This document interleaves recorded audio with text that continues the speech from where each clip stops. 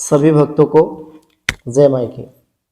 10 महाविद्या की बगलामुखी साधना असरदार और तत्काल फल देने वाली माँ बगलामुखी साधना विधि, स्त्री द्वारा बगलामुखी साधना। भक्तों, मैं आचार्य प्रदीप भारद्वाज माता श्री बगलामुखी पीताम्बरा के यूट्यूब चैनल के माध्यम से आज आप सभी भक्तों के लिए 10 महाविद्या में अष्टम महाविद्या माता बगलामुखी की साधना और साधना का जो असर है वो तत्काल फल देने वाली भगवती महाविद्या बगलामुखी के विषय में मैं आपको जानकारी दूंगा। माता श्री बगलामुखी की साधना यदि किसी स्त्री द्वारा यदि की जाए तो इसका क्या प्रभाव और कितना तीव्र फल इसका जीवन में होगा, संपूर्ण जानकारी आपको मेरे द्वारा एपिसोड के माध्यम से प्राप्त होगी।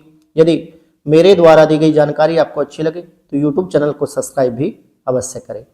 महाविद्या माँ बगलामुखी अद्भुत शक्तियों से युक्त, संकटों का समाधान देने वाली और दुष्ट को शांत करने वाली।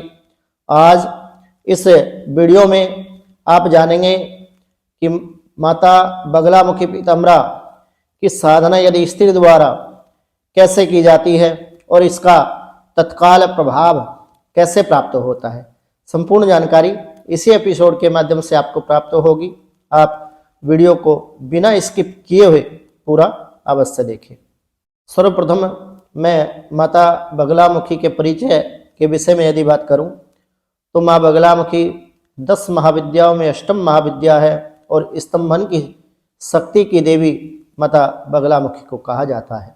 इनकी साधना विशेष रूप से दुश्मनों को शांत करने के लिए, नकारात्मक शक्तियों को रोकने के लिए, जीवन में स्थिरता लाने के लिए इनकी विशेष रूप से साधना की जाती है। माँ की एक सुंदर मूर्ति और पीले रंग का महत्व बताते हुए माँ बगलामुखी को पीला रंग बहुत अधिक ही प्रिय है। यह रंग विजय, शक्ति और सकारात्मक ऊर्जा का प्रतीक माना जाता है। साधना में पीले वस्त्र धारण करने चाहिए और हल्दी से ही माता श्री बगलामुखी माता की पूजा अनिवार्य है। माता बगलामुखी की साधना की तैयारी के विषय में यदि हम बात करें तो साधना स्थल, यह साधना रात्रि के समय 10 बजे से लेकर के ब्रह्म मुहूर्त तक का जो समय होता है, इस समय पर यदि की जाए तो इसका जो प्रभाव है वो साधक के जीवन में बड़ा ही तीव्र प्रभाव देखने को मिलता है। जो ग्रस्त लोग हैं, जो स्त्रियां ग्रस्त हैं, वो माता श्री बगलामुखी की जो साधना है वो ब्रह्म मुहूर्त में एकांत स्थान पर ही इनकी साधना करनी चाहिए। तो यह साधना रात्रि के समय या फिर ब्रह्म मुहूर्त में एकांत स्थान पर करनी चाहिए। साधना का स्थान स्वच्छ और पवित्र एवं शांत होना अत्यधिक आवश्यक है। यहाँ सूक्ष्म विधा के द्वारा यदि कोई घर में रह करके माता श्री बगलामुखी की साधना करता है तो उसके लिए क्या सामग्री वो प्रयोग करें। तो सबसे पहले नंबर पर आप जिन वस्त्रों का पूजा में प्रयोग करेंगे वह आपके पीले रंग के होने अत्यधिक जरूरी है। माता श्री बगलामुखी की पूजा में जप में जो माला आप उपयोग करेंगे वह भी हल्दी की माला का ही आप उपयोग करें। माता बगलामुखी का एक अभिमंत्रित यंत्र आपके पास होना अत्यधिक जरूरी है, क्योंकि यंत्र विधान और यंत्र पूजा का विशेष महत्व इसमें बताया जाता है।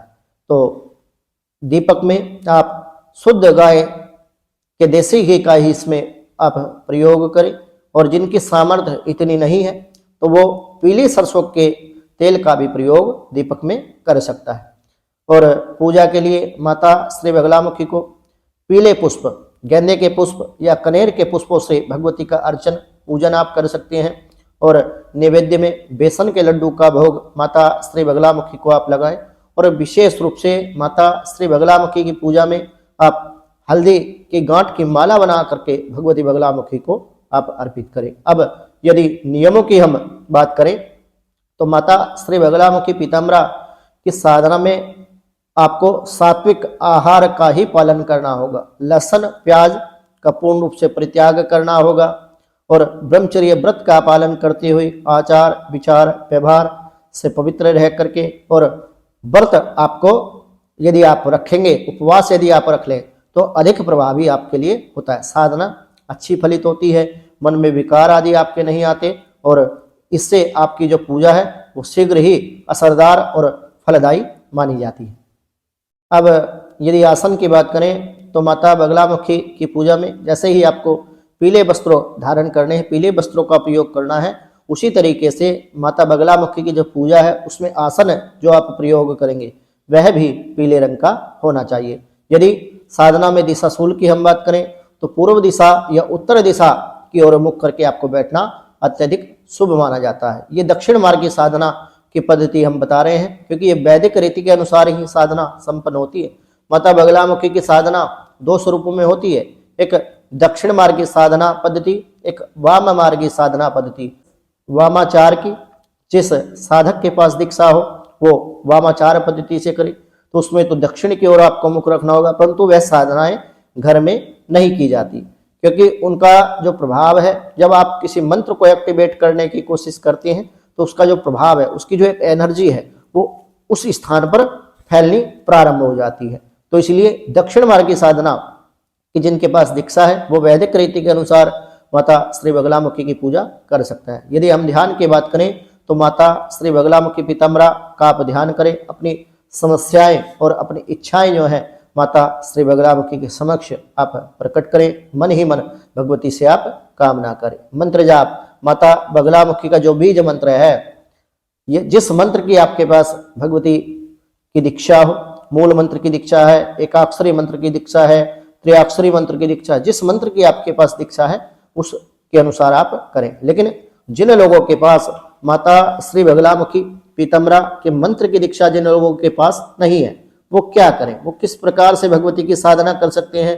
तो भैया उन लोगों को कभी भी मंत्र जप नहीं करना चाहिए। जिन लोगों के पास दीक्षा है केवल वही मंत्र जप करें। जिन लोगों के पास दीक्षा नहीं है, यदि फिर भी वो माता श्री बगलामुखी की साधना यदि करना चाहते हैं तो वो सतनाम का पाठ करें, वो भगवती की चालीसा का पाठ करें और भगवती के कवच का पाठ करें। भगवान शिव के द्वारा कलयुग में सभी मंत्र जो हैं वो कीलित हैं, केवल सावर मंत्रों को छोड़ करके और केवल सतनाम चालीसा और कवच को छोड़ करके बाकी सभी जो मंत्र हैं वो कीलित हैं। जब तक आपको गुरु दीक्षा में मंत्र प्राप्त ना हो, जब तक मंत्र का उत्कीलन आपको ना पता हो, तब तक आप मंत्र कितना भी क्यों ना जप ले उसका प्रभाव आपके जीवन में आपको नहीं मिल सकता।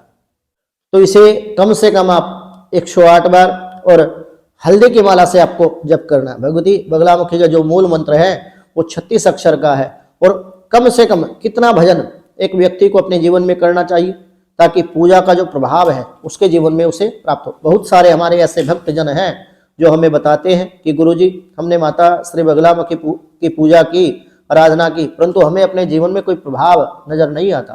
तो भैया दिन भर में 24 घंटे होते हैं, तो 24 घंटे होने के कारण यदि हम उसकी कैलकुलेशन करें तो जो व्यक्ति अपने जीवन में कम से कम 24 मिनट नित्य प्रतिदिन अपने इष्ट को भजता है, अपने गुरु मंत्र का जप करता है, तो मिनिमम जो समय है वो 24 मिनट का है। तो कम से कम 24 मिनट आपको भजन करना चाहिए, हर व्यक्ति को भजन करना चाहिए। 24 मिनट यदि कोई व्यक्ति भजन करता है और उठने के बाद 24 मिनट तक आपको किसी भी व्यक्ति से बात नहीं करनी। पूजा का प्रभाव आप देखिए, जो लोग हमें आज यूट्यूब के माध्यम से हमसे जुड़े, जिन्होंने हमसे बताया कि गुरुजी पूजा तो करते हैं परंतु पूजा का प्रभाव जीवन में नजर नहीं आता, पूजा का फल जीवन में नहीं मिलता, या फिर जिस कार्य की सिद्धि के लिए पूजा करते हैं उस पूजा का जो फल ही हमें नहीं मिला, या फिर हमारी पूजा निष्फल हो जा रही है, या फिर कहीं हमारी ऊर्जा चोरी तो नहीं होती।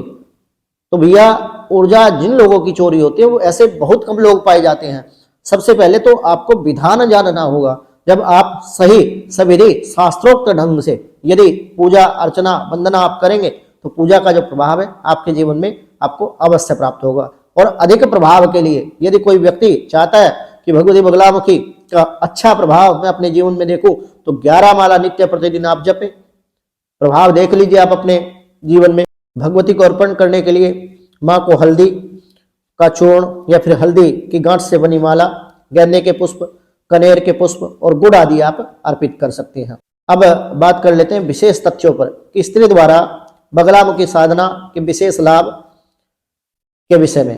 स्त्रियां मां बगलामुखी की साधना कर सकती हैं और इसके अद्भुत प्रभाव देख सकती हैं। यह साधना वैवाहिक जीवन में समस्याओं को दूर करती है, परिवार में शांति, सुख, समृद्धि की वृद्धि करती है और तीसरे नंबर पर नकारात्मक शक्तियों से साधक की रक्षा भी करती है। चौथे नंबर की यदि बात करें तो कोर्ट कचहरी के मामलों में विजय दिलाती है।